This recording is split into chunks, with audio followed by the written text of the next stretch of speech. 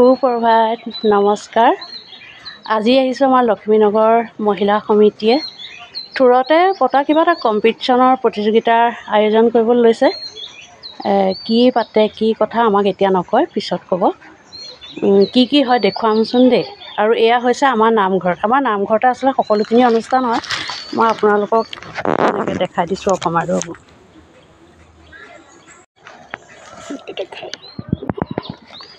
এইটো হৈছে আমাৰ লক্ষ্মীনগৰ নামঘৰ। আমাৰ প্ৰতিখিনি মাজত যিকোনো অনুষ্ঠান ইয়াতে আচলতে হয়।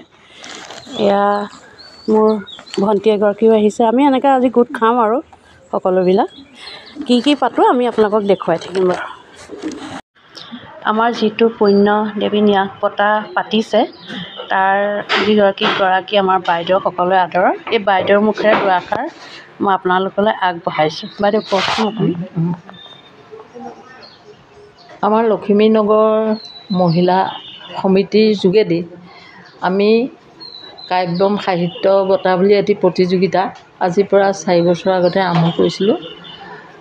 আমাৰ তেনেকুৱা ধৰণৰ কোনো মহৎ উদ্দেশ্য নাই যে ইয়াৰ পৰা কোনোবা বহুত ডাঙৰ সাহিত্যিক হৈ ক'ৰবাত কিবা কৰিবগৈ। কিন্তু এটা কথা, আমি বহুতখিনি মানুহ আহি একেলগে লখিমীনগৰত বসবাস কৰিবলৈ ল'লোঁ।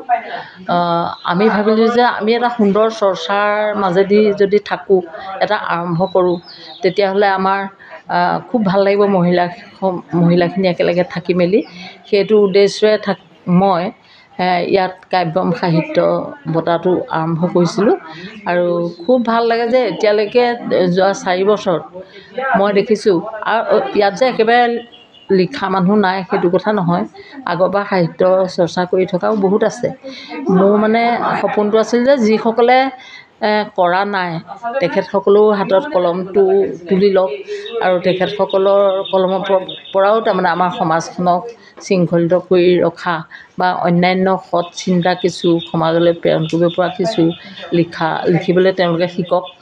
আমাৰ নতুনকৈ যিসকল আহিব সেইসকলৰ কাৰণেও অনুপ্ৰেৰণা হওক, এনে বুলি ভাবিয়ে এই কাব্যম সাহিত্য বঁটাটো আৰম্ভ কৰা হৈছিল। ধন্যবাদ বাইদেউ।